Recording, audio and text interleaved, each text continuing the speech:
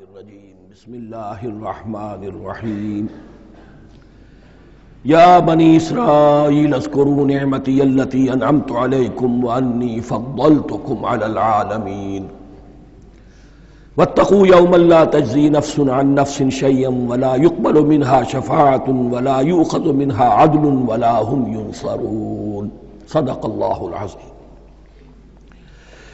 رب اشرح لی صدری ویسر لی امری واحلل عقدۃ من لسانی یفقہوا قولی۔ جیسا کہ میں نے عرض کیا تھا، سورہ بقرہ کے 5ویں رکوع سے اور 14ویں رکوع تک تو مسلسل، بلکہ 15ویں رکوع کی بھی پہلی 2 آیات شامل کرنی ہوں گی۔ یہ 10 رکوعوں سے 2 آیات زائد ہیں کہ جن میں خطاب کل کا کل بنی اسرائیل سے ہے۔ البتہ اس میں یہ فرق ہے کہ پہلا رکوع جو ہے وہ ان کو دعوت پر مشتمل ہے، نبی اکرم صلی اللہ علیہ وسلم پر ایمان لانے کی پرزور دعوت۔ بقیہ یہ 9 رکوع جو ہے یہ ان پر فرد قرارداد جرم ہے جو عائد کی جا رہی ہے۔ ہم نے تمہارے ساتھ یہ احسان و اکرام کیا، تم پر یہ فضل کیا، یہ کرم کیا، تمہیں یہ حیثیت دی، تمہیں یہ مقام دیا، تم نے اس طور سے اپنے اس مشن کی خلاف ورزی کی، اپنے مقام اور مرتبے کو چھوڑ کر اور دنیا پرستی اختیار کی۔ یہ جو 9 رکوع ہیں ان میں بنی اسرائیل کی تاریخ کا تو یوں سمجھیے کہ ایک بہت بڑا حصہ اور نمایاں اس کے فیچرز آئیں گے، لیکن یہ سمجھ لیجئے کہ اصل میں یہ امت مسلمہ کو بھی ایک پیشگی تنبیہ ہے کہ کوئی مسلمان امت جب بگڑتی ہے تو یہ چیزیں اس میں آ جاتی ہیں۔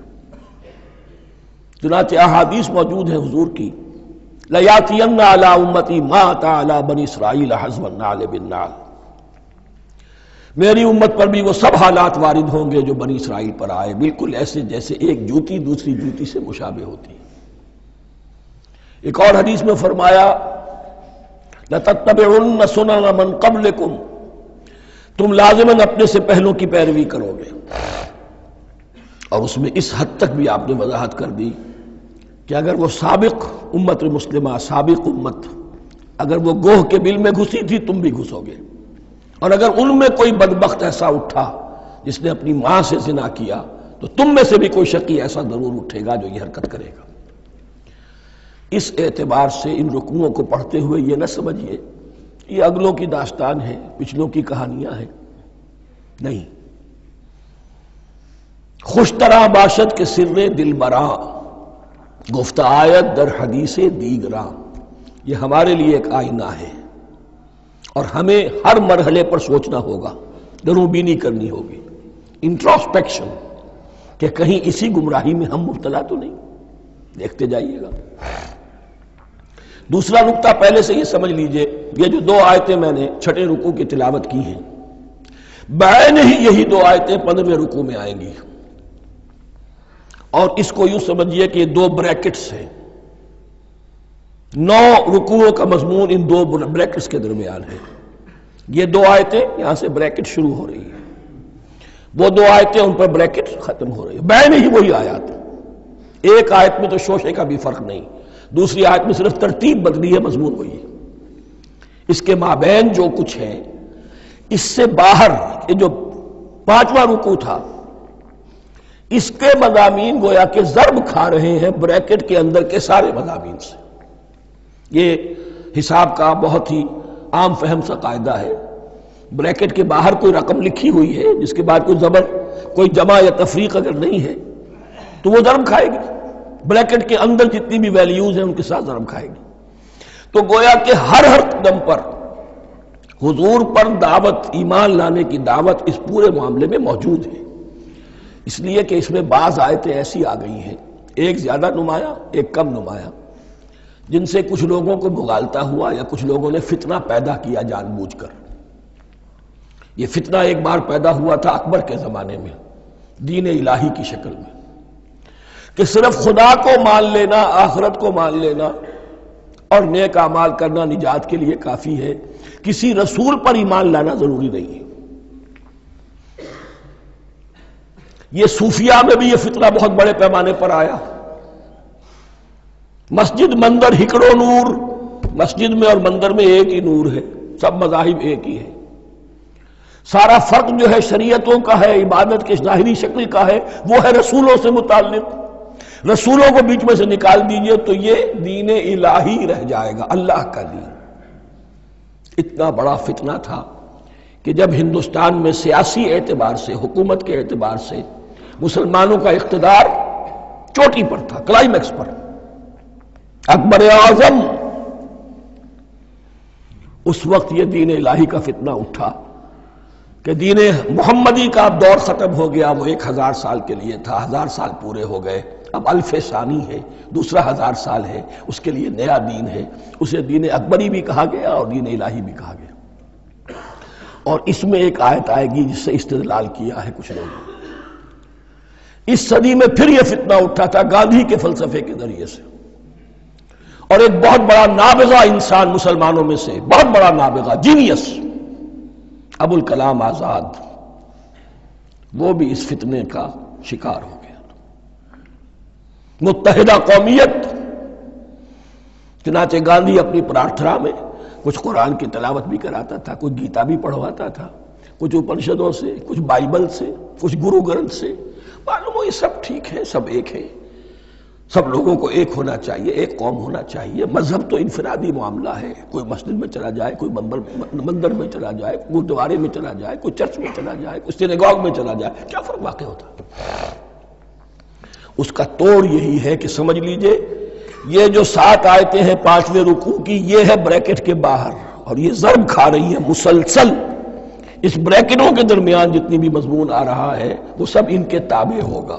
گویا کہ جہاں تک حضور پر ایمان لانے کا معاملہ ہے وہ انڈرسٹوڈ سمجھا جائے گا، مقدر سمجھا جائے گا ہر مرحلے پر ان 2 بریکٹوں کے مابین. اب چلیے بسم اللہ. یا بنی اسرائیل اذکروا نعمتی التی انعمت علیکم وانی فضلتکم علی العالمین. اے اسرائیل کی اولاد، یاد کرو میرے اس انعام کو جو تم پر ہوا، اس کی وضاحت میں کر چکا ہوں، لیکن یہاں جو الفاظ آ رہے ہیں بہت زوردار. وانی فضلتکم علی العالمین.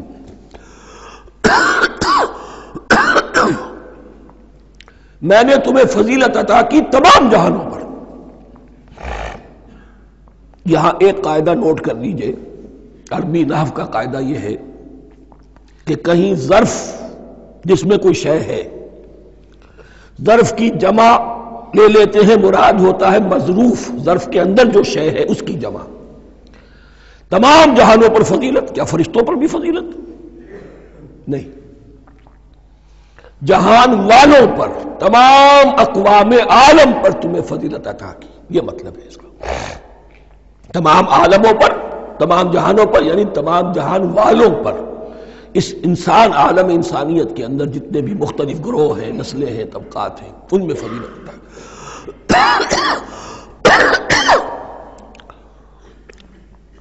واتقوا یوما لا تجزی نفس عن نفس شیئا. میں عرض کر چکا ہوں، اب تیسری مرتبہ پھر عرض کر رہا ہوں. اصل شیخ آخرت، محاسبہ آخرت. یہ مستحضر ہوگا تو انسان سیدھا رہے گا. اس میں کمزوری آ جائے، ضعف آ جائے تو باقی ایمان باللہ، ایمان بالرسالت، یہ نہ معلوم کیا کیا شکلیں اختیار کر لیں. دیکھیے اس آیت کے اندر 4 اعتبارات سے محاسبہ آخرت کا زور ہے.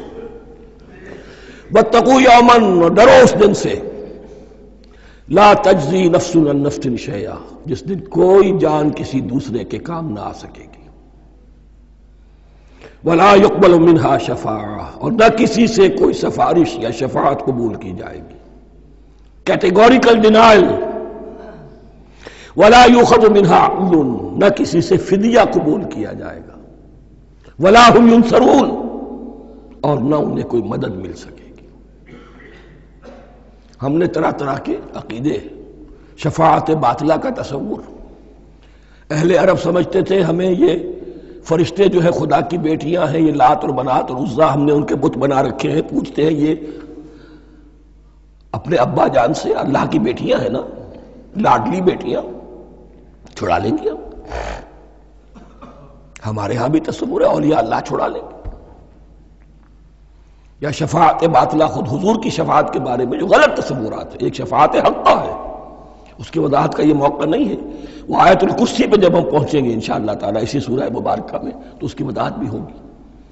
یہ سارے جو ہم نے جو گھڑ رکھے ہیں خیالات، ان کی نفی اس آیت کے حوالے سے کی.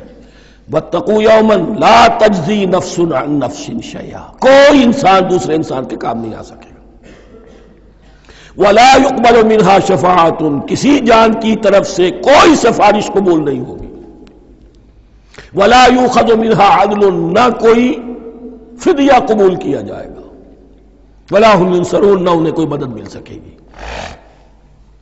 اب اس کے بعد اللہ تعالیٰ کے احسانات اور ان کی طرف سے جو ناشکریاں ہوئی ہیں ان کی بڑی تفصیل کے ساتھ اب بات چلے گی. تفصیل نہیں، تیزی کے ساتھ. یہ واقعات کئی 100 برس کے ہیں، لیکن ایک تو یہ کہ ان کی تفاصیل مکی صورتوں میں آ گئی ہیں. سب سے زیادہ سورہ اعراف میں ملے گی، اور بھی کئی صورتوں میں آپ کو مل جائے گی.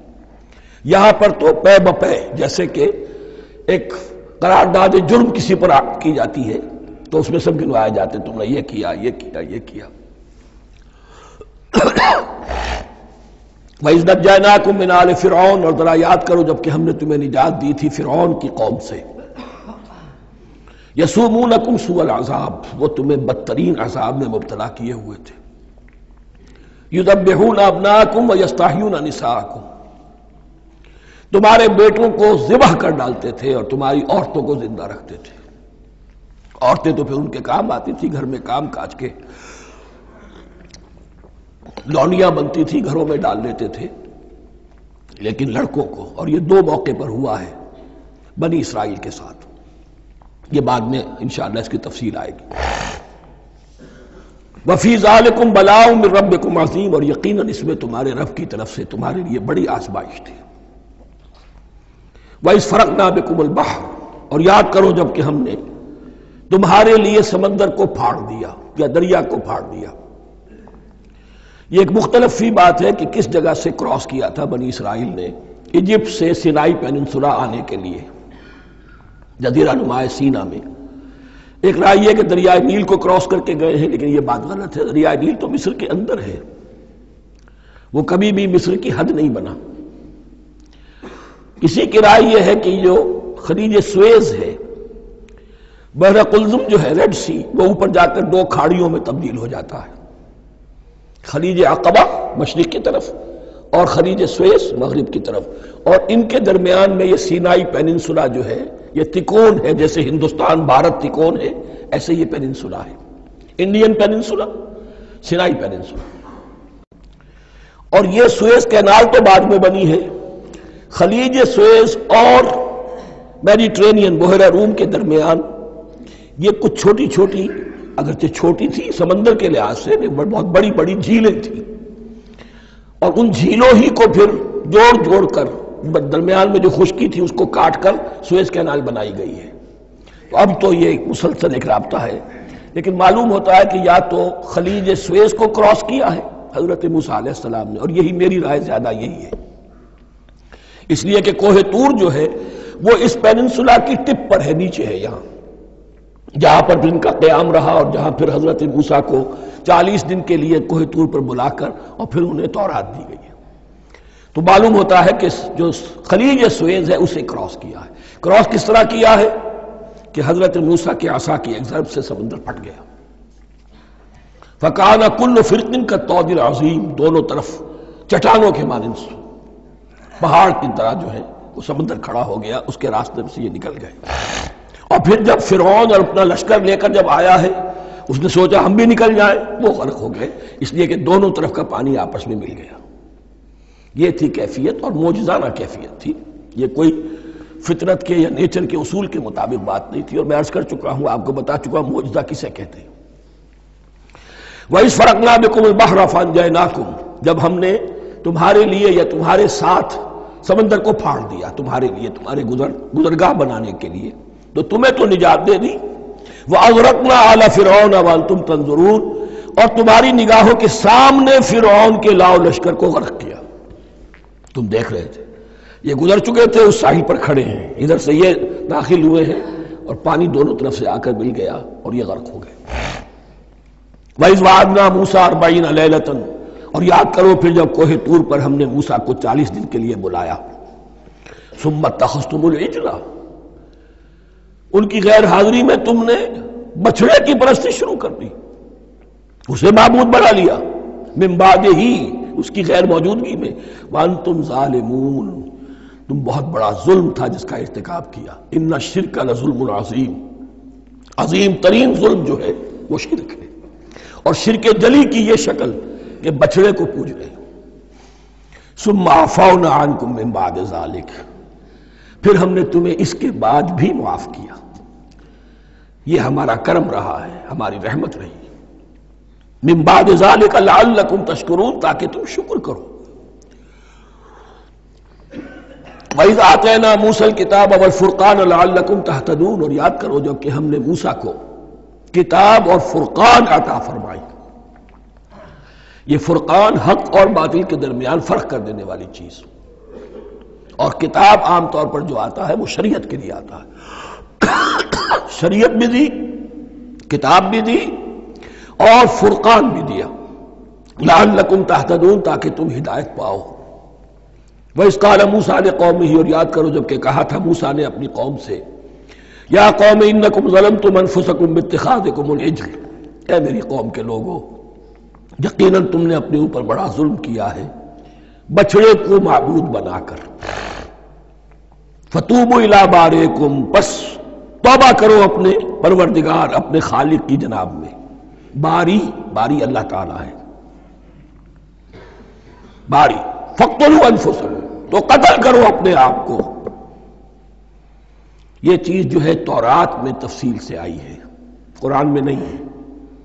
اسی اعتبار سے میں نے آپ کو بتایا تھا کہ تورات کا مطالعہ اس اعتبار سے مفید ہے کہ بہت سے واقعات جن کا قرآن میں ذکر ہے، اجمالاً اشارہ ہے،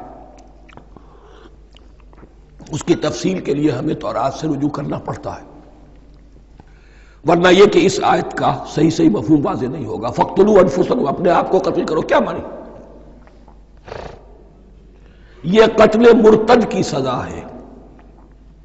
وہاں معلوم ہوتا ہے کہ حضرت موسیٰ نے یہ حکم دیا، 12 قبیلے تھے، ہر قبیلے میں سے کچھ لوگوں نے یہ کفر اور شرک کیا، باقی لوگوں نے نہیں کیا۔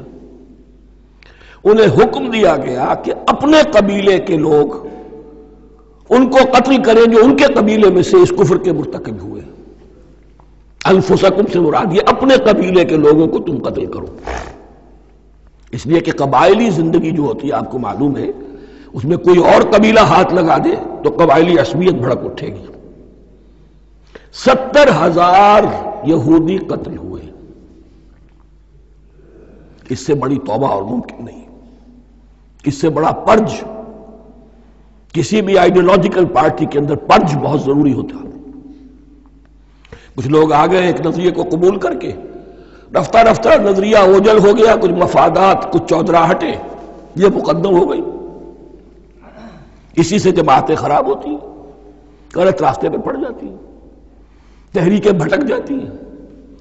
تو آئیڈیولوجیکل پارٹی، نظریاتی جماعتیں پرج کرتی رہتی ہیں کہ جو بھی ہمارے نظریے سے ہٹ گئے اب ان کو ہم کاٹ کر علیحدہ کر دیں، اور یہی سے قتل مرتد۔ تو یہ چیز حدیث میں ہے یا پھر قرآن میں یہاں ہے۔ اس حوالے سے جو لوگ ہمارے ہاں بعض علماء بھی ہیں، جدید دانشور ہیں، جو قتل مرتد کی جو حد ہے اسلام میں اس کو تسلیم نہیں کرتے، لیکن میرے نزدیک یہ شریعت موسوی کا تسلسل ہے کہ شریعت موسوی کی جس شے کو بدلا نہ گیا ہو، جس کے بارے میں صراحتاً یہ معلوم نہ ہو کہ یہ شے تبدیل کر دی گئی، تو وہ شریعت محمدی کا جز بن گئی۔ زنا پر رجم کا معاملہ بھی یہی ہے۔ قرآن مجید میں رجم کی صریح آیت کوئی موجود نہیں ہے، حدیث میں ہے۔ قرآن مجید میں مرتد کے قتل کے لیے کوئی آیت موجود نہیں ہے، حدیث میں ہے، سنت میں ہے، اور دونوں کی کا جو منبع ہے وہ اصل میں تورات ہے۔ تو اس بات کو اچھی طرح نقل کر لیجئے، یہ جگہ اکثر لوگ جو ہیں یہاں بہت سرسری طور سے گزر جاتے ہیں، یہ بہت اہم ہے، اور اس کے لیے تورات کی طرف رجوع کیجئے۔ 70,000، 6 لاکھ کل تھے، جب یہ مصر سے نکلے ہیں 6 لاکھ تھے. کتنے عرصے کے بعد پیننسولا پہنچے ہیں، سینائی پیننسولا میں اور طور میں کچھ اور ان کی تعداد بڑھ گئی ہوگی، لیکن یہ کہ ان میں سے 70 لاکھ کو قتل کیا اپنے ہاتھوں سے.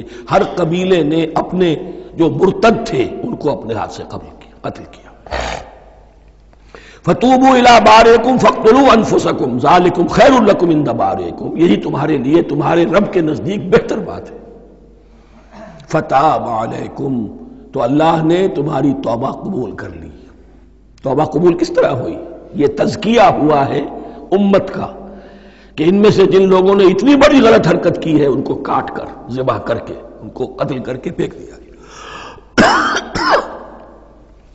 انہو هو التواب الرحیم، یقیناً وہ تو ہے ہی بہت توبہ کا قبول فرمانے والا اور بہت رحم فرمانے والا.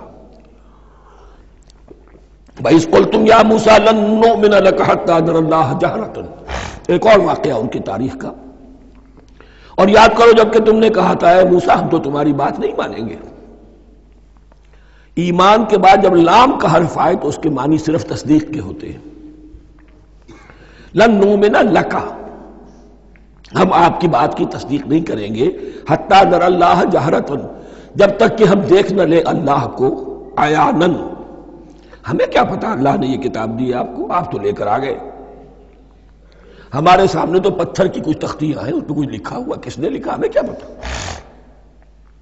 اب دیکھیے ایک حضرت موسیٰ کی خواہش تھی رب ارنی انظر الیک، وہ کچھ اور شے تھی. یہ تخریبی ذہن ہے جو یہ کہہ رہا ہے کہ ہم بھی چاہتے ہیں کہ اللہ کو اپنی آنکھوں سے دیکھیں اور معلوم ہو کہ واقعی اس نے یہ کتاب آپ کو دی ہے. فَأَخَذَتْكُمُ الصَّاعِقَةُ، تو تمہیں آپ پکڑا ایک بہت بڑی کڑک نے، ایک بہت بڑی کڑک ہوئی اور سب کے سب مردہ ہو گئے. وَأَنْتُمْ تَنظُرُونَ، تمہارے دیکھتے دیکھتے ایک کڑک نے تمہیں آ لیا. ثُمَّ بَعَثْنَاكُمْ مِنْ بَعْدِ مَوْتِكُمْ، پھر ہم نے تمہیں دوبارہ اٹھایا تمہاری موت کے بعد. بعض لوگ اس کی یہ تعویل کر رہے ہیں کہ یہ موت نہیں تھی بلکہ بے ہوش ہو گئے تھے، یعنی جو بھی کڑک تھی اس کی وجہ سے سب کے سب بے ہوش ہو کے گر گئے. لیکن میرے نزدیک یہاں تعویل کی ضرورت نہیں. بعث بعد الموت اللہ کے لیے کوئی مشکل نہیں. ہم الفاظ کو خواب کاہے کو ان کے اصل جو مفہوم ہے جو کہ صاف ہے صریح ہے اس سے خواب کاہے کے لیے موڑ کر لے کر جائے. ثم بعثناکم من بعد موتکم لعلکم تشکرون، تاکہ تم شکر کرو. وظللنا علیکم الغمام وانزلنا علیکم المن والسلوى، اور ہم نے تم پر ابر کا سایہ کیا. اب 6 لاکھ کا قافلہ چل رہا ہے، سینائی پیننسولا، صحرا، کوئی اوٹ نہیں، کوئی سایہ نہیں، دق و دق، دھوپ کی تبش. تو اللہ کا فضل ہوا کہ ایک سائے کی طرح ابر جو ہے ان کے ساتھ ساتھ جہاں جہاں وہ جا رہے ہیں وہ ابر ان پر سایہ کیے ہوئے. وَأَنزَلْنَا عَلَيْكُمُ الْمَنَّ وَالسَّلْوَىٰ، کھانے کو کچھ نہیں تو من اور سلوہ نازل کیے گئے. من ایسے اترتا تھا رات کے وقت کہ جیسے شبنم کے قطرے ہوتے ہیں، لیکن وہ ہوتا تھا کسی ایسی چیز کا جس میں شیرینی تھی، اور پھر وہ زمین پر آ کر جم کر وہ ایک گویا کے دانہ بن جاتے تھے. یہ ان کا اناج ہو گیا. کاربوہائیڈریٹ سپلائی اس سے ہو گئی من سے. اور سلوہ ایک خاص قسم کا پرندہ بٹیر کی شکل کا جو بے پناہ بڑی تعداد میں ان کے بڑے بڑے جھنڈ آتے تھے شام کے وقت، اور وہ ان کے ڈیرا جہاں ہوتا تھا اس کے گرد وہ اتر آتے تھے، اور رات کی تاریکی میں یہ آسانی سے ان کو پکڑتے تھے، ان کو کھاتے تھے بھون کر، اور یہ ان کی پروٹین ہو گئی. پوری غذا جو ہے اللہ تعالیٰ نے ان کو فراہم کر دی. وَأَنزَلْنَا عَلَيْكُمُ الْمَنَّ وَالسَّلْوَىٰ كُلُوا مِن طَيِّبَاتِ مَا رَزَقْنَاكُمْ، کھاؤ ان پاکیزہ چیزوں کو جو ہم نے تمہیں عطا کی ہیں. وَمَا ظَلَمُونَا، ہم نے تو ان پر کوئی ظلم نہیں کیا. وَلَٰكِن كَانُوا أَنفُسَهُمْ يَظْلِمُونَ، لیکن وہ خود ہی اپنے اوپر ظلم ڈھاتے رہے، ہر قدم پر نافرمانی اور ناشکری. اس کی بھی ناشکری آگے آ جائے گی چل کر، من و سلوہ سے بھی ناشکری کی انہوں نے. وَإِذْ قُلْنَا ادْخُلُوا هَٰذِهِ الْقَرْيَةَ فَكُلُوا مِنْهَا حَيْثُ شِئْتُمْ رَغَدًا وَادْخُلُوا الْبَابَ سُجَّدًا وَقُولُوا حِطَّةٌ نَغْفِرْ لَكُمْ خَطَايَاكُمْ.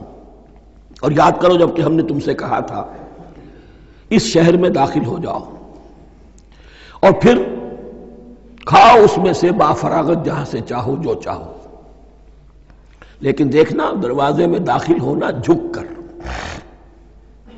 اور کہتے رہنا مغفرت مغفرت مغفرت، ہم تمہاری خطاؤں سے درگزر فرمائیں گے۔ اس آیت کو سمجھنے کے لیے ذرا تاریخی بات سمجھ لیجئے۔ صحرائے سینا میں آنے کے بعد، اور یہ جو کتاب تورات انہیں مل گئی تھی، اس کے بعد حضرت موسیٰ علیہ السلام کے ہی زمانے میں انہیں جہاد اور قتال کا حکم ہوا۔ اس سے پوری قوم نے انکار کر دیا، یہ سورہ مائدہ میں آئے گا۔ اس پر اللہ تعالیٰ نے ایک سزا مسلط کر دی ان پر کہ 40 برس تک اسی صحرا میں بھٹکتے پھریں گے۔ اگر یہ ابھی قتال کرتے، جہاد کرتے، تو پورا فلسطین ان کے ہاتھ پر ابھی فتح کرا دیتے، لیکن چونکہ انہوں نے بزدلی دکھائی ہے، اب سزا یہ ہے فَإِنَّهَا مُحَرَّمَةٌ عَلَيْهِمْ 40 سَنَةً يَتِيهُونَ فِي الْأَرْضِ، اب 40 برس تک یہ اسی صحرا میں بھٹکتے پھریں گے، اور ارض فلسطین جو ان کے لیے ارض موعود تھی وہ ان پر حرام کر دی گئی 40 سال کے لیے۔ اس 40 سال کے عرصے میں حضرت موسیٰ کا بھی انتقال ہو گیا، حضرت ہارون کا بھی ہو گیا، اور اس عرصے میں ایک نئی نسل پیدا ہوئی۔ وہ جو غلامی کا داغ اٹھائے ہوئی نسل آئی تھی مصر سے، جن کے اندر مورل کیریکٹر جو ہے وہ بہت کمزور ہو جاتا ہے، غلامی کا یہ اثر ہوتا ہے،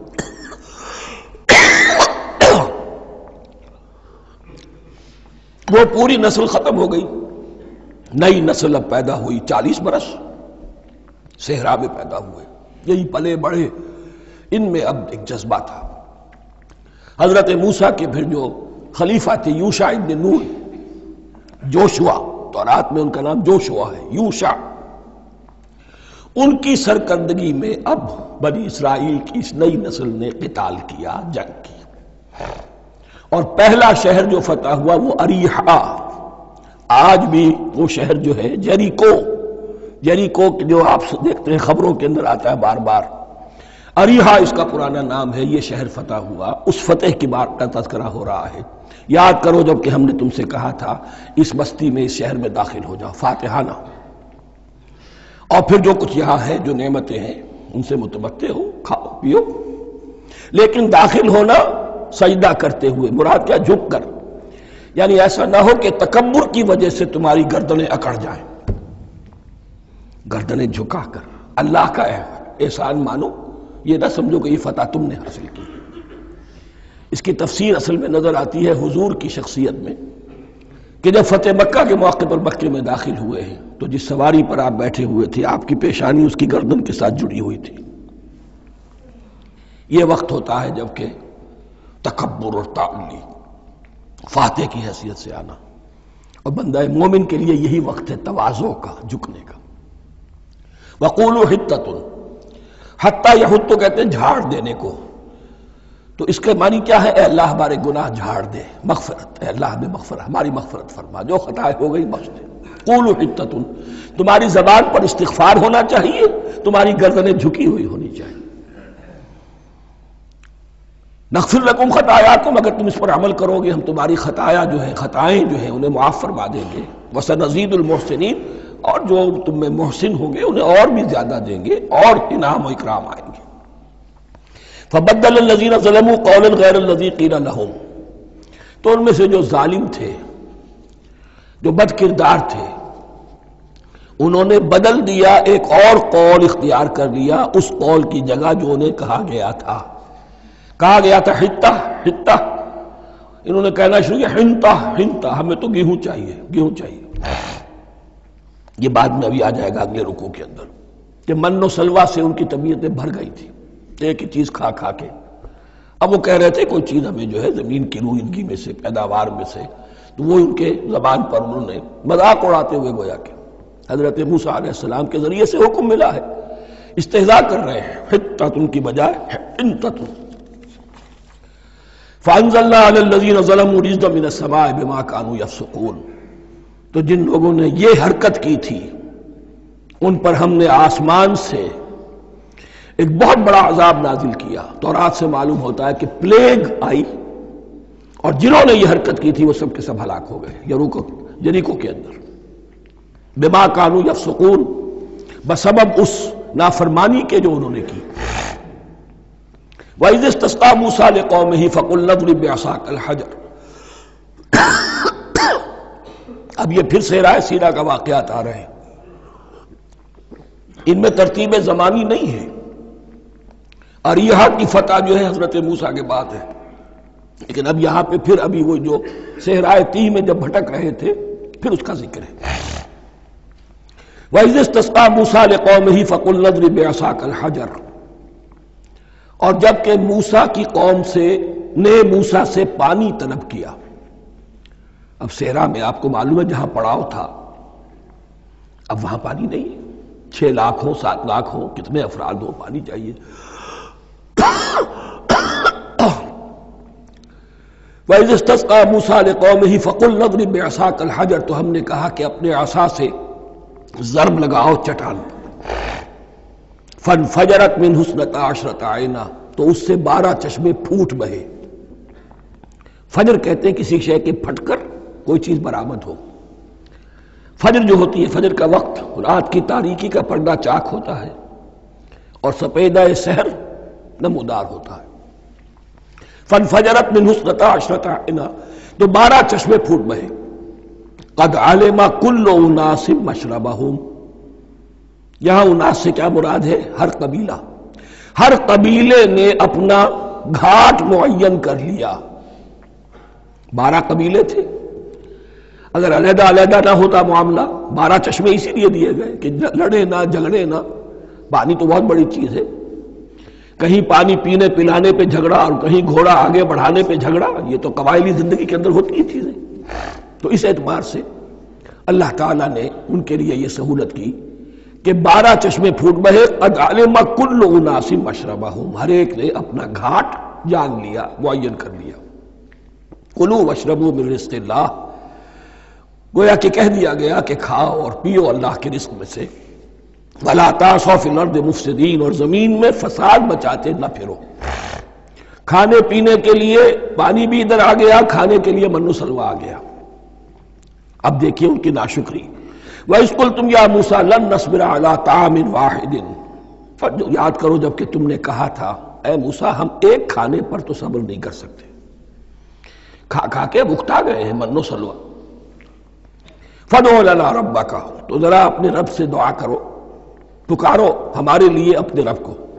یخرج لنا، وہ نکالے ہمارے لیے، مما تنبت الارض، زمین کی روئیدگی اور پیداوار میں سے، نباتات ارضی میں سے، من بقلہا، اس کی ترکاریاں، وقصائہا، اور ککڑیاں، کھیرے اور ککڑیاں، ان سب کے لیے یہ لفظ ہے۔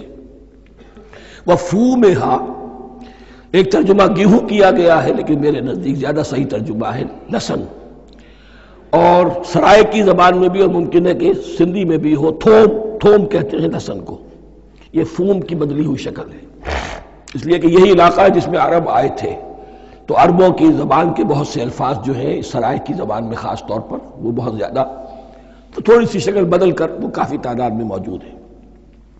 وعدسہا، اور دال خاص طور پر مسور کی، وبصلہا، اور پیاز۔ اب جو چٹخارے جس سے بنتے ہیں سالن کے، ان کی زبانیں وہ چٹخارے مانگ رہی۔ ظاہر بات ہے کہ اگر وہ سلوا بھی تھا، بٹیرا ہے، اسے آگ کے اوپر ذرا سا تپایا اور کھایا، وہ ایک ہی خاص قسم کی غذا ہے جو چل رہی ہے۔ اسی طرح من جو ہے وہ ایک خاص قسم کا سیریل ان کے لیے بن گیا ہے، لیکن یہ جو چٹخارے ہیں یہ تو لہسن سے ہے، پیاز سے ہے، ترکاریوں سے ہے، ان تمام چیزوں سے، دال کا اپنا ایک ذائقہ ہے۔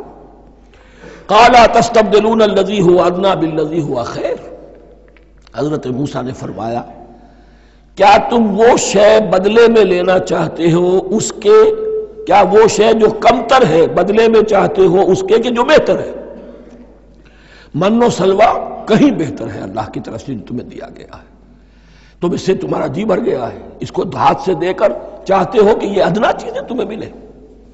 اہبتوا مصرا، اب یہ لفظ آ گیا اہبتوا، اب ظاہر بات ہے یہ آسمان سے زمین پر اترنے کے لیے لفظ نہیں ہے اہبتوا، یہاں اس کا ترجمہ صحیح ہوگا سیٹل ڈاؤن سم ویئر، اگر زمین کی یہ چیزیں چاہیے تو کہیں سیٹل ہو جاؤ اور کاشت کرو، بیج ڈالو، آبیاری کرو، یہ ساری چیزیں تمہیں مل جائیں۔ اہبطوا مصرا، کہیں سیٹل ڈاؤن ہو جاؤ، کہیں اتر پڑو کسی بستی میں، کسی علاقے میں، فإن لکم ما سألتم، تمہیں مل جائے گا جو کچھ کہ تم نے مانگا۔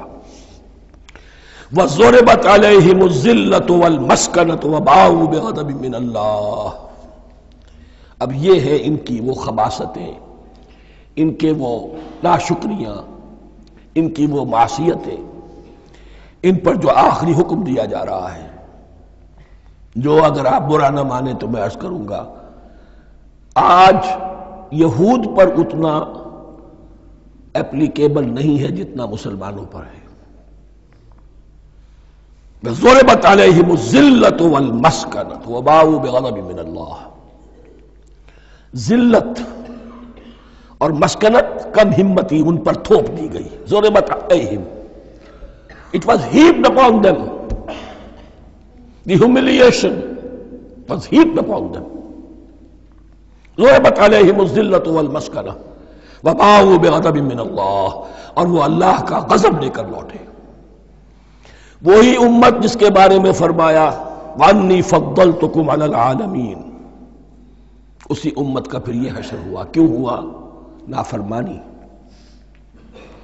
تمہیں کتاب دی تھی کہ تم پیروی کرو، تمہیں کتاب دی تھی کہ اسے قائم کرو۔ وَلَوْ أَنَّ أَهْلَ الْكِتَابِ أَقَامُوا التَّوْرَاةَ وَالْإِنْجِيلَ وَمَا أُنزِلَ إِلَيْهِمْ مِنْ رَبِّهِمْ لَأَكَلُوا مِنْ فَوْقِهِمْ وَمِنْ تَحْتِ أَرْجُلِهِمْ، اگر یہ تورات اور انجیل کو قائم کرتے، نافذ کرتے، تو نعمتیں زمین بھی اگلتی، ان کے قدموں کے نیچے سے نعمتیں جو ہیں وہ پھوٹتی، اور ان کے سروں کے اوپر سے بھی بارش ہوتی نعمتوں کی۔ لیکن اگر تم نے اس کو چھوڑ کر اپنی خواہشات، اپنے نظریات، اپنے خیالات، اپنا تمرد، اپنی سرکشی، اپنی حاکمیت، اپنی مصلحتیں، اپنی عقل، اس کو بالا تر کیا، تو پھر جو قوم اللہ کے قانون کی، اللہ کی ہدایت کی، اللہ کی کتاب کی امین ہوتی ہے دنیا میں، وہ اللہ کی ریپرزنٹیٹو ہوتی ہے، نمائندہ ہوتی ہے۔ اگر وہ اپنے عمل سے مس ریپرزنٹ کرے اللہ کو، تو وہ کافروں سے بڑھ کر مغضوب اور کافروں سے بڑھ کر مبغوض ہو جاتی ہے، مغضوب بھی مبغوض بھی۔ کافروں کو تو دین پہنچانا تمہارے ذمہ تھا، تم نے دین ان کو کیا پہنچانا تھا، تم تو خود دین سے منحرف ہو گئے۔ آج اس جگہ پر امت مسلمہ کھڑی ہے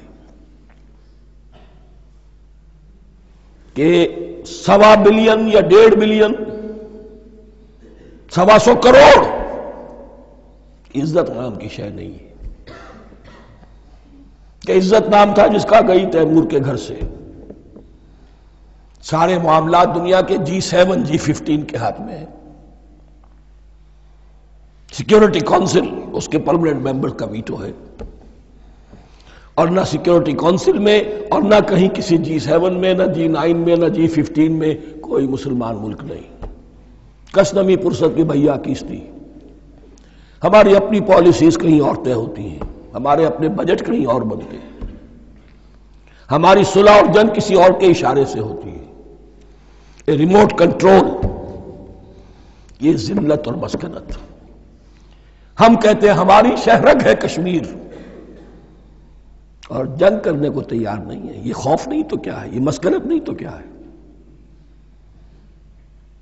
اگر اللہ پر یقین ہو اور اپنے حق پر یقین ہو تو اگر شہرگ دوسرے کے قبضے میں ہے تو ہمت کرو، یا تخت یا تختہ، لیکن نہیں۔ آپ کے ریڈیو پر، ٹیلی ویژن پر خبریں آتی رہیں کہ اتنی مسلمانوں کے ساتھ یہ کر دیا، اتنی مسلمان عورتوں کی بے حرمتی کر دی، لیکن یہاں ہم بیٹھے ہوئے اپنے اپنے دھندوں میں، اپنے اپنے کاروبار میں، اپنی اپنی ملازمتوں میں، اپنے اپنے کیریئرز میں۔ دنیا میں کیا کچھ ہو رہا ہے۔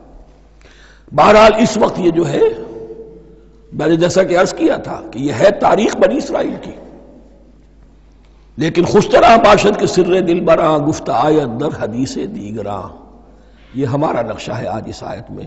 ضربت علیہم الذلۃ والمسکنۃ وباؤوا بغضب من اللہ۔ اور یہ کیوں؟ ذالک بانہم کانوا یکفرون بآیات اللہ، یہ اس لیے کہ وہ اللہ کی آیات کا انکار کرتے رہے، وَيَقْتُلُونَ النَّبِيِّينَ بِغَيْرِ الْحَقِّ، اللہ کے نبیوں کو ناحق قتل کرتے رہے۔ ہمارے ہاں بھی مجددین امت میں سے کتنے ہیں جو جیلوں میں ڈالے گئے، جن کو ایسی ایسی مار پڑی ہے کہ کہا جاتا ہے کہ ہاتھی کو بھی وہ مار پڑتی تو برداشت نہ کرتا۔ احمد ابن حنبل کے ساتھ کیا ہوا؟ ابو حنیفہ جیل میں انتقال کیا، امام مالک کے کندھے کھینچ دیے گئے، اتار دیے گئے، منہ کالا کر کے اور اونٹ پر بٹھا کر پھرایا گیا۔ امام دار الہجرہ شیخ احمد سرہندی جیل میں رہے، سید احمد بریلوی اور ان کے ساتھیوں کو خود مسلمانوں نے تہہ تیغ کیا ہے۔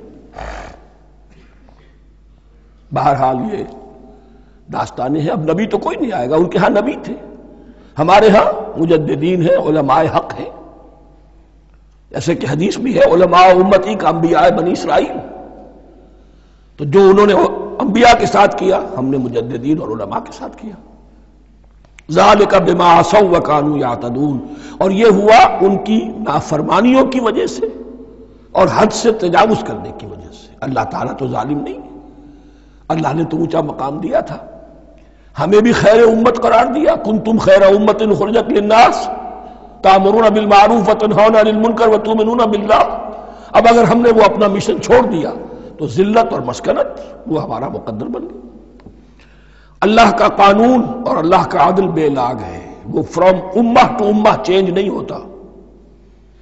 سنت اللہ جو ہے لن تجد لسنت اللہ تحویلا ولن تجد لسنت اللہ تبدیلا، اللہ کی سنت بدلتی نہیں۔ بنی اسرائیل کا جو حشر ہوا آج وہ ہمارا ہو رہا ہے۔ بہرحال اس پر میری جو کتاب ہے سابق اور موجودہ مسلمان امتوں کا ماضی حال اور مستقبل، اس کا مطالعہ کیجیے۔ اب آ گئی وہ آیت کہ جس سے استدلال کیا گیا ہے کہ ایمان بالرسالت نجات کے لیے ضروری نہیں ہے۔ ان الذین آمنوا والذین ہادوا والنصارى والصابئین من آمن باللہ والیوم الآخر وعمل صالحا فلہم اجرہم عند ربہم ولا خوف علیہم ولا ہم یحزنون۔ یقیناً جو لوگ ایمان لائے، اور اس سے مراد ہے جو ایمان لائے حضور پر، محمد پر صلی اللہ علیہ وسلم، والذین ہادوا، اور جو یہودی ہو گئے، والنصارى، اور نصرانی، والصابئین، اور صابی وہ لوگ تھے عراق کے علاقے میں رہتے تھے جو کہتے تھے کہ ہم دین ابراہیمی پر ہیں، لیکن ان کے ہاں بھی بہت کچھ بگڑ گیا تھا، جیسے حضرت ابراہیم کی نسل، حضرت اسماعیل کی نسل بگڑ گئی تھی تو اس طرح وہ بھی بگڑ گئے تھے، ستارہ پرستی زیادہ تر ان کے ہاں تھی۔ من آمن باللہ والیوم الآخر، جو کوئی بھی ایمان لایا اللہ پر اور یوم آخر پر، وعمل صالحا، اور اس نے عمل کیے اچھے، فلہم اجرہم عند ربہم، تو ان کے لیے محفوظ ہے ان کا اجر ان کے رب کے پاس، ولا خوف علیہم ولا ہم یحزنون، اور نہ ان پر کوئی خوف ہوگا اور نہ وہ کسی حزن سے دوچار ہوں گے۔ ظاہر الفاظ کے اعتبار سے دیکھیے کہ یہاں ایمان بالرسالت کا ذکر نہیں ہے۔ ویسے تو اگر کوئی اس سے یہ غلط استدلال کرتا ہے تو اس کا پہلا جو اصولی جواب ہے وہ تو یہ ہے کہ ایسی حدیثیں بھی موجود ہیں، من قال لا الہ الا اللہ دخل الجنہ، تو اس کے کیا معنی ہے؟ صرف کہنے سے جنت میں داخل ہو جائیں گے، کسی عمل کی ضرورت نہیں؟ جواب یہ دیا جائے گا پورے قرآن کو سامنے رکھو، پورے حدیث کے ذخیرے کو سامنے رکھو، کسی ایک جگہ سے کوئی ایک نتیجہ نکال دینا وہ صحیح نہیں۔ لیکن اس کے علاوہ وہ اصول جو میں بیان کر چکا ہوں کہ یہ سلسلہ شروع کہاں سے ہوا ہے، 5واں رکوع، وآمنوا بما انزلت مصدقا لما معكم ولا تكونوا اول كافر به، انہیں ایمان کی زوردار دعوت سے تو یہ ساری بات شروع ہوئی ہے۔ اب فصاحت اور بلاغت کا یہ تقاضا ہے کہ بار بار اس کو دہرایا نہ جائے، وہ بات انڈرسٹوڈ رہے گی، مقدر رہے گی، سمجھی جائے گی کہ ہر جگہ پر وہ موجود ہے، اس لیے کہ ساری گفتگو ہو رہی ہے اسی کے حوالے سے۔ وآمنوا بما انزلت مصدقا لما معكم ولا تكونوا اول كافر به ولا تشتروا بآياتي ثمنا قليلا وإياي فاتقون۔ اس حوالے سے یوں سمجھیے اب اس آیت کو کہ یہاں پر کچھ الفاظ محذوف مانے جائیں گے. ان الذین آمنوا والذین ہادوا والنصارى والصابئین من آمن باللہ والیوم الآخر وعمل صالحا فی ایامہم فلہم اجرہم عند ربہم ولا خوف علیہم ولا ہم یحزنون. ہر دور میں جبکہ ابھی حضرت عیسیٰ نہیں آئے تھے تو جو بھی یہودی تھے اس وقت تک حضرت موسیٰ کے ماننے والے، وہ جو بھی اللہ پر ایمان رکھتے تھے اور نیک عمل کرتے تھے، آخرت کو مانتے تھے، ان کی نجات ہو جائے گی. لیکن حضرت عیسیٰ کے آنے کے بعد ان کو نہیں مانا، اب وہ کافر قرار پائے.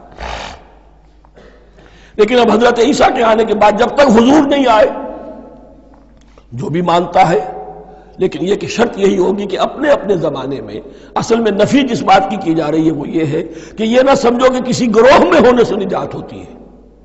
نجات کسی گروہ میں ہونے کی وجہ سے نہیں ہے، نجات کی بنیاد ایمان اور عمل صالح ہے.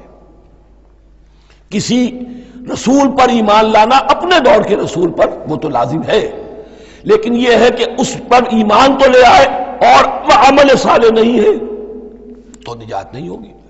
تو یہ اپنے اپنے دور میں، اپنے اپنے زمانے میں ہر امت کے لیے وَلِكُلِّ أُمَّةٍ أَجَلٌ قرآن مجید کے ایک مقام پر آیا ہے، ہر امت کے لیے ایک خاص معین مدت ہے. اس معینہ مدت میں اب ظاہر بات ہے جو لوگ حضور کی بعثت سے پہلے فوت ہو گئے ان پر تو کوئی ذمہ داری نہیں تھی حضور پر ایمان لانے کی. اور ایسے لوگ تھے، ایسے موحدین مکے میں موجود تھے جو یہ کہتے تھے کعبے کے پردے پکڑ پکڑ کر، اے اللہ ہم صرف تجھے پوجنا چاہتے ہیں، صرف تیری بندگی کرنا چاہتے ہیں، لیکن جانتے نہیں کیسے کریں. یہ بات موجود تھی اور ان کا انتقال بھی ہو گیا. یہ زید، سعید ابن زید، سعید جو حضرت عمر کے بہنوئی تھے اور وہ عشرہ مبشرہ میں سے ہیں، ان کی اہلیہ حضرت فاطمہ بنت خطاب، ان دونوں کے ایمان کو اللہ نے ذریعہ بنایا حضرت عمر کے ایمان کا. اور یہ والد تھے سعید کے زید، وہ یہ کہتے ہوئے دنیا سے چلے گئے حضور کی ابھی بعثت ہی نہیں ہوئی تھی، اے اللہ میں صرف تیری بندگی کرنا چاہتا ہوں، کیسے کروں یہ نہیں جانتا. اسی کو ذہن میں رکھیے، اہدنا الصراط المستقیم جو میں نے کہا تھا، ایک سلیم الفطرت انسان، سلیم العقل انسان توحید تک پہنچ جاتا ہے، آخرت کو پہچان لیتا ہے. لیکن اب کیا کروں؟ اس شریعت کے لیے، ان احکام کے لیے وہ دستے سوال دراز کرنے پر مجبور ہے. الحمدللہ رب العالمین الرحمن الرحیم مالک یوم الدین ایاک نعبد و ایاک نستعین اہدنا الصراط المستقیم. اسی صراط المستقیم کی دعا کا یہ جواب اب آئے گا، شروع ہوگا سورہ بقرہ سے. یہ کرو، یہ نہ کرو، یہ فرض ہے، یہ تم پر لازم کیا گیا، یہ چیز حرام کی گئی، وغیرہ وغیرہ. ان الذین آمنوا والذین ہادوا والنصارى والصابئین من آمن باللہ والیوم الآخر وعمل صالحا. اور محذوف الفاظ فی ازمنتہم، اپنے اپنے زمانے میں، یا فی ایامہم، فلہم اجرہم عند ربہم ولا خوف علیہم ولا ہم یحزنون. وَإِذْ أَخَذْنَا مِيثَاقَكُمْ وَرَفَعْنَا فَوْقَكُمُ الطُّورَ. اور ذرا یاد کرو جب کہ ہم نے تم سے عہد لیا، قول و قرار لیا، اور تمہارے اوپر اٹھا دیا طور کو، پہاڑ کو. جب تورات دی گئی تو اس وقت ایک کیفیت معجزانہ طور پر ایسی پیدا کی گئی، ان کے اوپر ایک رعب ڈالنے کے لیے اور خشیت قلب میں پیدا کرنے کے لیے کوہ طور اٹھا کر معلق کر دیا گیا. اس وقت کہا گیا خذوا ما آتیناکم بقوۃ. تو اس قول و قرار کے وقت ایک معجزے کی شکل یہ ہوئی تھی. وَإِذْ أَخَذْنَا مِيثَاقَكُمْ وَرَفَعْنَا فَوْقَكُمُ الطُّورَ خُذُوا مَا آتَيْنَاكُمْ بِقُوَّةٍ وَاذْكُرُوا مَا فِيهِ لَعَلَّكُمْ تَتَّقُونَ. پکڑو اس کو مضبوطی کے ساتھ جو ہم نے تمہیں دیا ہے، اس حدیث، اس کتاب کو، تورات کو، اس شریعت کو، ان احکام کو. وَاذْكُرُوا مَا فِيهِ، اور یاد رکھو اسے جو کچھ کہ اس میں ہے، لَعَلَّكُمْ تَتَّقُونَ، تاکہ تم بچ سکو. ثُمَّ تَوَلَّيْتُم مِّن بَعْدِ ذَلِكَ، پھر تم نے روگردانی کی اس کے بعد، اس میثاق کو توڑا، میثاق الست کو توڑا تھا، اور دوسرے یہ میثاق شریعت جو تم سے لیا گیا اس کو بھی توڑا. ثم تولیتم من بعد ذلك فلولا فضل اللہ علیکم ورحمتہ لکنتم من الخاسرین. پھر اگر اللہ کا فضل تمہارے شامل حال نہ ہوتا اور اس کی رحمت تمہاری دستگیری نہ کرتی رہتی، بار بار تمہیں معاف کیا، تمہیں مہلت دی، تو اگر یہ چیز نہ ہوتی تو اسی وقت سے تم خسارہ پانے والے اور تباہ ہونے والے ہو جاتے۔ وَلَقَدْ عَلِمْتُمُ الَّذِينَ اعْتَدَوْا مِنْكُمْ فِي السَّبْتِ، اور تمہیں خوب معلوم ہے تم میں سے وہ لوگ جنہوں نے سبت کے قانون کو توڑا، حد سے تجاوز کیا۔ یہ واقعہ تفصیل کے ساتھ سورہ اعراف میں آئے گا کہ ان کی شریعت میں ہفتے کا روز معین کر دیا گیا تھا، کوئی دنیاوی کام نہیں ہوگا۔ آج بھی وہ لوگ جو ہے سبت کو، جو بھی پریکٹسنگ جیوز ہیں، وہ اس کی پابندی کرتے ہیں اور بڑی شدت سے کرتے ہیں۔ لیکن ایک زمانے میں ایک خاص ان کا قبیلہ تھا کہ جس نے ایک بڑے ہی شرعی ہیلہ ایجاد کر کے اس قانون کی دھجیاں بکھیری۔ تفصیل ہم پڑھیں گے سورہ اعراف میں۔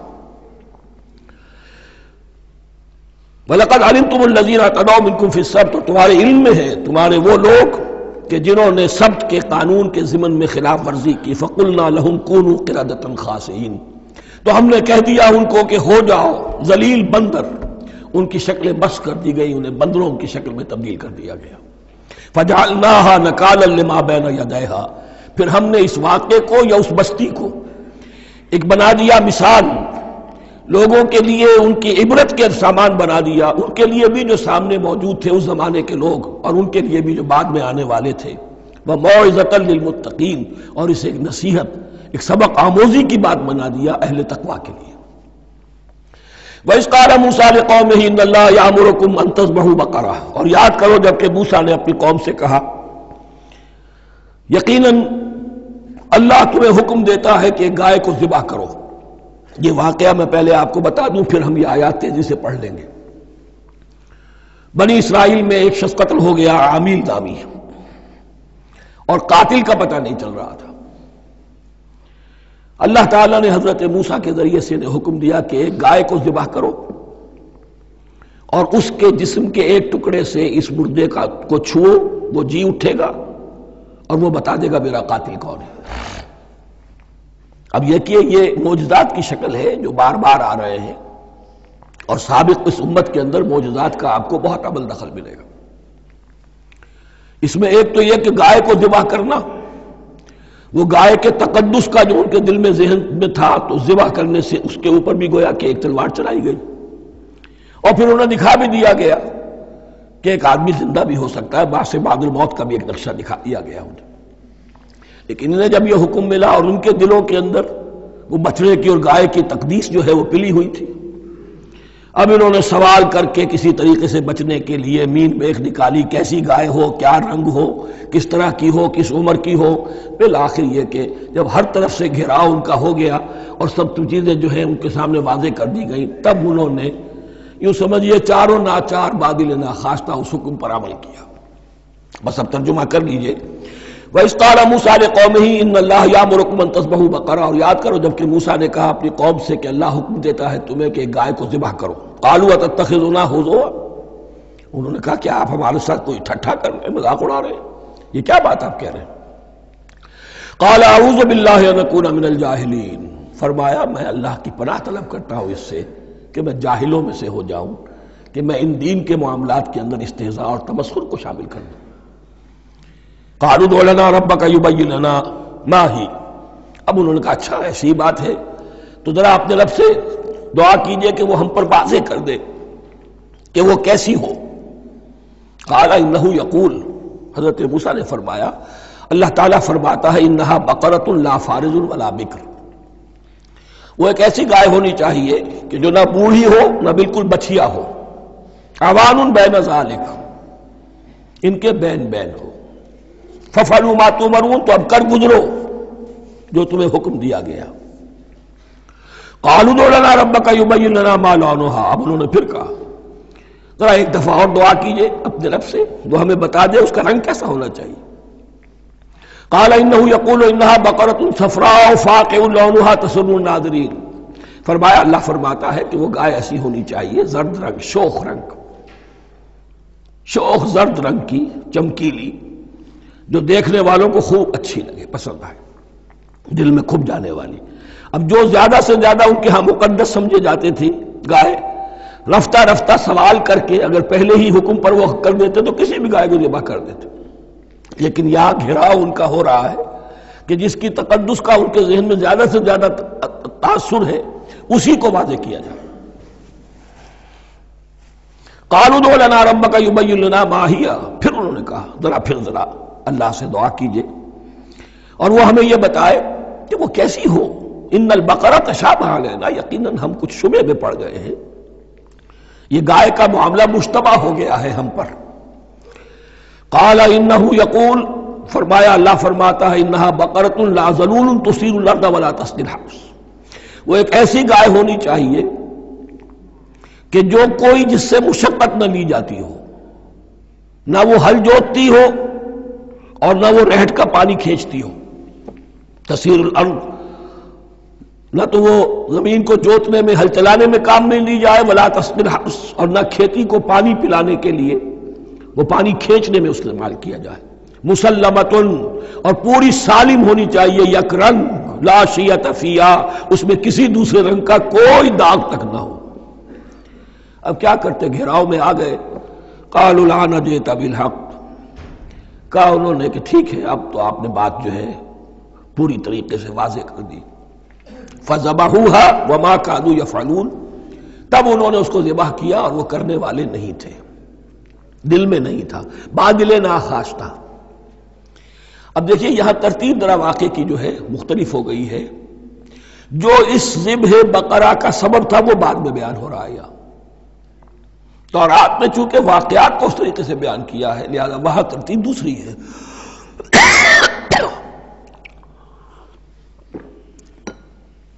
وَإِذْ قَتَلْتُمْ نَفْسًا فَادَّارَأْتُمْ فِيهَا، اور یاد کرو جب کہ تم نے ایک جان کو قتل کیا تھا اور اس کا الزام تم ایک دوسرے پر لگا رہے تھے، یعنی کسی کا پتہ نہیں چل رہا تھا قاتل کون ہے۔